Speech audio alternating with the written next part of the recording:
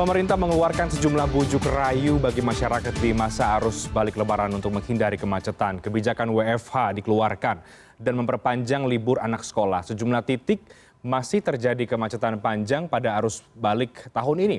Dan sejumlah pakar transportasi melihat pemerintah terlalu fokus mengurai kepadatan di jalan tol saja dan agak menyampingkan jalur-jalur arteri. Bagaimana media melihat kebijakan dan momen arus balik Lebaran di tahun ini? Kita akan diskusikan dalam perspektif editorial. Seperti biasa di hari Minggu, malam hari ini saya bersama dengan Mbak Dewi Savitri, Standard and Practices CNN Indonesia. Mbak Dewi Savitri, selamat malam.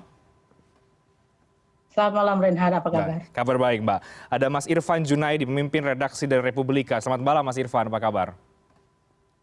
Selamat malam Mas Reinhard, kabar baik. Ya, pekan ini tentu arus balik masih menjadi sorotan utama dari pemberitaan media ya, Mas Irfan dan juga Mbak Dewi Savitri. Ada yang menarik ketika kita melihat pemerintah berupaya agar arus balik ini tentu lancar dan tidak terjadi penumpukan masyarakat di di hari Jumat sampai dengan hari Minggu ini. Meskipun di beberapa titik juga dalam pantauan kami tetap terjadi kemacetan. Ada sejumlah aturan-aturan, bukan aturan, tapi sejumlah kebijakan tambahan. Kira-kira begitu. Saya mau ke Mbak Dewi Savitri dulu.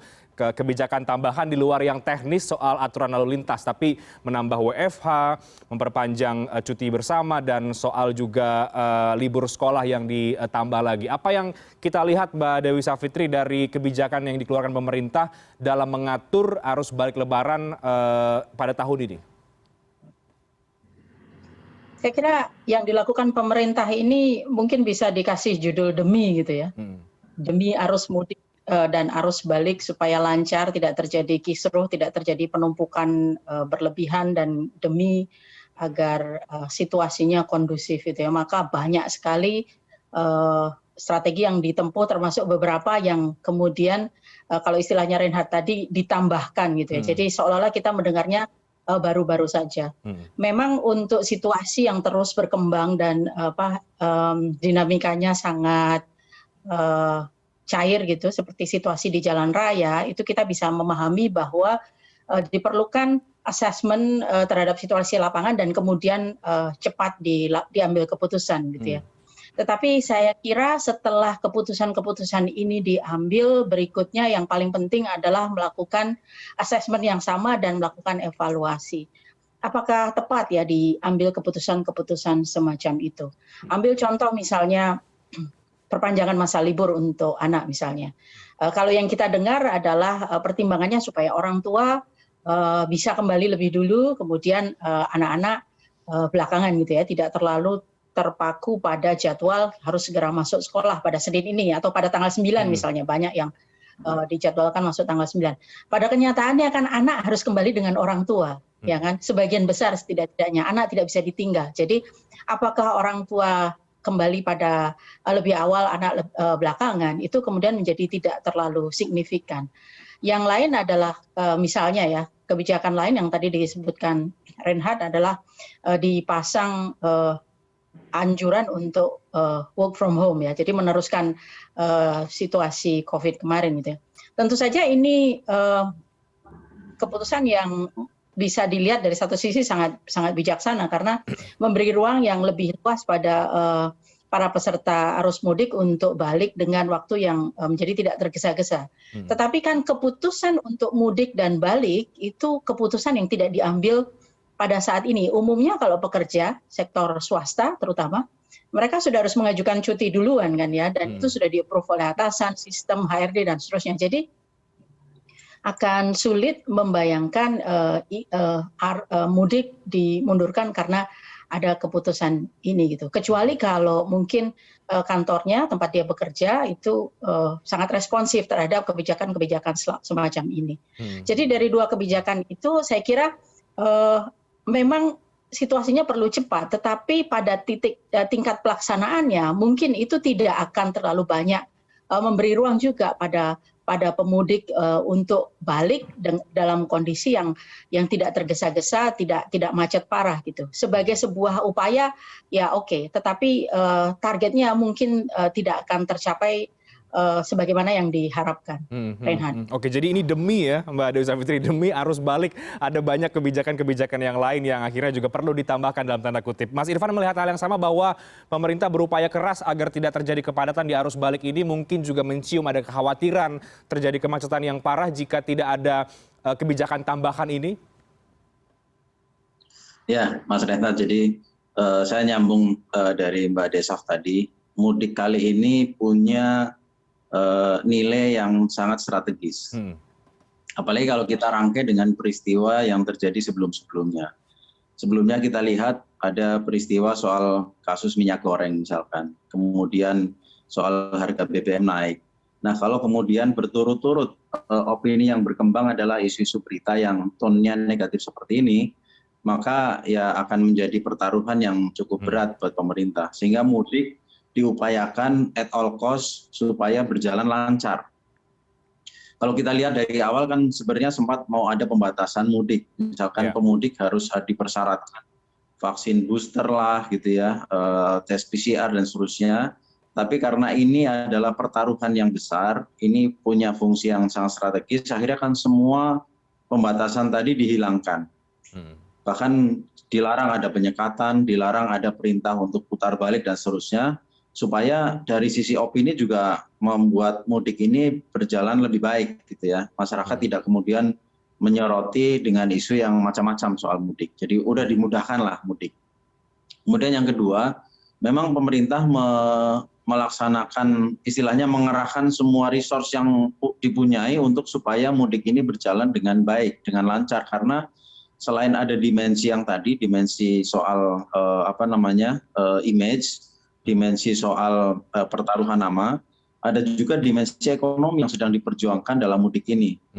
Mengingat situasi pandemi kan membuat tekanan ekonomi yang luar biasa besar, sehingga mudik ini dijadikan sarana untuk mendongkrak konsumsi. Tidak heran kalau kemudian sebelum mudik pemerintah memberikan THR untuk PNS gitu ya. Kemudian secara ketat mengawasi swasta-swasta atau korporat untuk memberikan THR dengan baik, diharapkan dengan demikian akan mendongkrak daya beli masyarakat, sehingga efek ekonominya pun akan menjadi lebih bagus. Nah, dengan paling nggak dua dimensi tadi, pemerintah worth it lah untuk mengerahkan semua resource-nya supaya mudik kali ini berjalan lancar, tidak ada gangguan, tidak ada peristiwa besar, dan secara ekonomi memberi dampak yang besar juga untuk peningkatan ekonomi nasional. Begitu Mas Reinhard kira-kira. Mas Irfan, tapi dari catatan Anda apakah dua dimensi tadi itu cukup berhasil didapatkan oleh pemerintah secara citra, mungkin bisa baik begitu ya, ada pertaruhan soal nama, pertaruhan kebijakan presiden misalnya, juga secara dimensi ekonomi ini juga berimpak yang cukup besar. Apakah Anda melihat bahwa segala hal yang diupayakan pada momen mudik ini termasuk arus balik cukup berhasil memberikan dampak yang positif bagi pemerintah? Kalau yang dimensi pertama kita bisa langsung lihat hasilnya. Kita lihat pemberitaan, percakapan di sosial media, itu mostly kita rasakan soal mudik ini tonnya lebih positif dibanding yang peristiwa waktu itu ada Brexit, ada kemacetan yang panjang itu ya, atau yang sempat terjadi kecelakaan di Danau Toba itu beberapa tahun yang lalu. Nah, kali ini kan relatif tidak ada insiden yang merusak jalannya mudik, sehingga saya merasakan lah paling enggak secara opini cukup berhasil. Nah, sementara kalau untuk dimensi ekonomi barangkali kita harus melihat nanti beberapa indikator-indikator ekonomi yang bisa dikeluarkan mungkin oleh Badan Statistik ya. Tapi paling enggak kalau kita lihat dari fenomena sehari-hari sangat terasa nih. Bandara ramai, stasiun ramai, kemudian juga jalan-jalan, pedagang kaki lima, pemandu-pemandu wisata itu juga terlihat cukup ramai gitu ya. Mudah-mudahan ini menjadi indikator yang baik juga untuk menunjukkan bahwa dilihat mulai terjadi di masyarakat. Tapi untuk persisnya barangkali kita tunggu deh pengumuman dari dari Badan Statistik, Mas Reinhardt. Ya, ya. Apakah kemudian memang ini mempunyai dampak secara ekonomi yang baik juga ya? Tapi kalau untuk citra, Anda melihat ini cukup berhasil karena tone-nya cukup positif. Mbak Desaf, ada tambahan dari Anda, misalnya Mbak Desaf, kalau kita bicara soal arus mudik dan juga arus balik. Ada juga sebetulnya catatan dari sejumlah pakar yang menilai bahwa pada arus balik dan juga mudik tahun ini pemerintah terlalu fokus di jalan tol saja. Gitu. Jadi dalam tanda kutip mengendorse infrastruktur yang sudah dibangun dan agak menyampingkan jalur-jalur arteri yang menjadi sepi atau justru tidak terlalu mendapatkan perhatian dari stakeholders. Bagaimana media kita melihat soal sorotan dari sejumlah pakar dan juga catatan bagaimana pemerintah yang dianggap terlalu fokus untuk mengurus di jalan tol saja? Saya kira memang kalau konsiderannya ya, kalau betul konsiderannya sebagaimana disampaikan Mas Irfan tadi, untuk sebuah demi gitu ya, kebijakan yang sifatnya demi gitu, pasti ada konsekuensinya ya. Dan yang terjadi adalah konsekuensinya persis seperti yang kita saksikan ini. Fokusnya sangat berat, sangat besar di infrastruktur tol, sehingga kemudian ada semacam pengesampingan ya terhadap infrastruktur dan bagaimana lalu lintas di jalur-jalur arteri berjalan. Yang terjadi puncaknya barangkali 2-3 hari terakhir ini ya, posisi-posisi yang berdekatan dengan Jakarta, berdekatan dengan daerah perbatasan di Pantura, terasa ada kenaikan laju transportasi di jalur-jalur arteri yang sangat padat, sangat besar, sehingga kemudian melumpuhkan situasi lalu lintas tempat. Dan ini menjadi harga yang harus dibayar ketika fokus memang diarahkan ke titik-titik infrastruktur tol tadi. Itu pun masih ada beberapa catatan ya. Kalau kita banyak sharing gitu, banyak cerita-cerita, dengar-dengar dan kemudian tukar pengalaman dengan anggota keluarga yang habis mudik, yang mau mudik, teman, tetangga yang cerita gitu ya. Bahkan upaya mati-matian tadi dilakukan dengan at all cost tadi, kalau istilahnya Mas Irfan itu, masih ada beberapa yang sebenarnya bisa jauh lebih maksimal. Misalnya pembukaan jalur one way ya, ketika diambil kebijakan untuk kontraflow. One way dari Jawa Tengah menuju ke Jakarta atau Jawa Barat misalnya. Beberapa hari lalu, kemarin dan hari sebelumnya, itu bahkan ditarik sampai jauh sekali ya, pintu tol Halim, atau bahkan sampai Semanggi misalnya, informasi yang kita terima seperti itu. Itu tetapi pada kenyataannya yang terjadi di jalur tol, itu kalau menurut kesaksian dan pengalaman beberapa orang yang pemudik yang kemudian balik ke arah Jakarta dan sekitarnya, itu situasi jalur kanan dan kiri itu tidak berjalan seimbang. Karena apa? Karena ketika dibuka jalur baru untuk satu arah, untuk one way, itu ternyata tidak dibuka pintu-pintu dari sebelah kiri yang sangat padat, nyaris berhenti gitu ya, untuk masuk ke jalur one way itu. Dan itu berlangsung selama berjam-jam, sehingga kemanfaatannya tidak berjalan dengan maksimal. Padahal kan yang kita bayangkan kan adalah dua sisi ini kemudian diisi dengan jumlah kendaraan yang seimbang sehingga bisa membantu lebih maksimal bagaimana mengurai kemacetan. Nah, yang semacam ini mudah-mudahan nanti menjadi assessment dan menjadi bagian dari evaluasi di samping isu arteri tadi itu.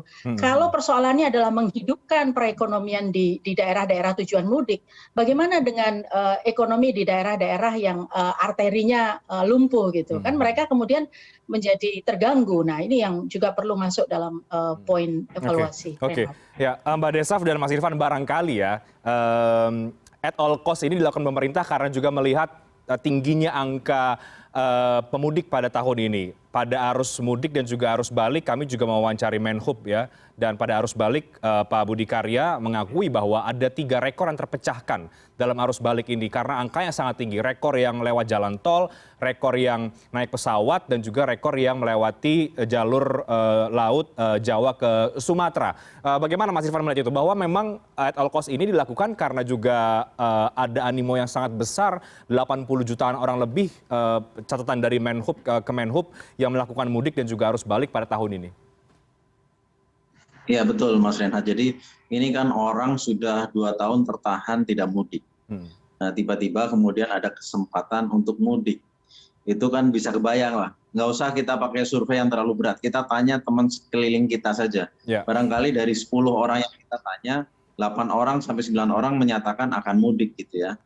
Sehingga memang ini menjadi pertaruhan besar. Dan saya melihat sih kali ini kalau dibanding dengan yang tahun-tahun sebelumnya ya, komunikasi antar departemen, antar lini itu sudah berjalan lebih bagus ketimbang yang musim mudik yang puncak sebelum pandemi. Karena saya sempat juga menyaksikan misalkan urusan transportasi ini tidak kemudian hanya membuat Kementerian Perhubungan dan Korlantas saja yang bersiap-siap. Bahkan sampai Pertamina pun mereka sudah menyiapkan dari mulai pertengahan bulan Maret untuk mengantisipasi supaya jangan sampai para pemudik ini kesulitan bahan bakar di tengah jalan atau ketersediaan bahan bakar itu menjadi shortage. Itu mereka sudah persiapkan. Dan saya mendengar itu ada koordinasi-koordinasi yang dibicarakan antar departemen ini. Nah kemudian yang kedua memang jalan tol ini menjadi backbone-nya, menjadi pilihan utamanya orang untuk pulang kampung. Sehingga pemerintah sangat fokus untuk memperhatikan kelangsungan lalu lintas di jalan tol ini. Walaupun ya ini baru kejadian kemarin aja, ketika one way diberlakukan dari pintu tol Kali Kangkung sampai ke Semanggi, itu yang namanya Kalimalang itu stucknya luar biasa. Ada ada satu ulama lah, itu pulang dari Depok mau ke Jawa Timur, itu selama hampir 12 jam perjalanan itu baru sampai ke Brebes karena memang dia arah yang sebaliknya, bukan arah yang one way, dia arah yang sebaliknya sehingga harus lewat arteri. Nah barangkali mungkin ke depan ini bisa menjadi bahan evaluasi supaya pada saat proses one way ini dijalankan, bagaimana jalur-jalur alternatif itu dihidupkan agar kejadian-kejadian yang menjadi beban berat di jalur-jalur arteri ini tidak kemudian membebani masyarakat yang lain juga. Karena masyarakat yang lain kan punya hak yang sama untuk mendapatkan kelancaran dalam berlalu lintas. Kemudian yang titik lain yang krusial itu adalah ketika awal mudik itu betapa Pelabuhan Merak kurang tersentuh secara lebih serius. Akibatnya banyak menumpuk antrian di situ, barulah kemudian ditambahkan dengan Pelabuhan Panjang dan Pelabuhan Indah Kiat itu baru agak terselesaikan.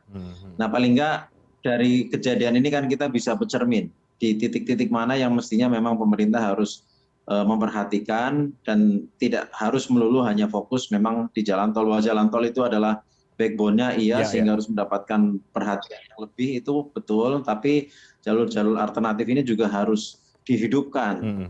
Karena kalau kita bercermin ke musim mudik yang sebelumnya itu biasanya kan ada peta yang diedarkan untuk masyarakat bahwa selain jalur utama ini juga ada jalur alternatif yang bisa digunakan. Nah barangkali ini yang juga perlu harus disosialisasikan sehingga masyarakat di jalur arteri yang menghadapi situasi berat karena lalu lintas padat bisa berpikir, oh ini ada alternatif, belok ke kanan, belok ke kiri dan seterusnya yang dijaga oleh aparat. Mudah-mudahan ini jadi bahan evaluasi Mas Renhat. Ya, kalau bahasa yang Mbak Desaf tadi adalah ada sebuah konsekuensi ya Mbak Desaf dari sebuah demi. Kalau kita lihat hari ini rilisnya Pak Menhub, sudah H+ Lebaran per hari ini 40% pemudik ini disampaikan Pak Menhub belum kembali ke Jabodetabek.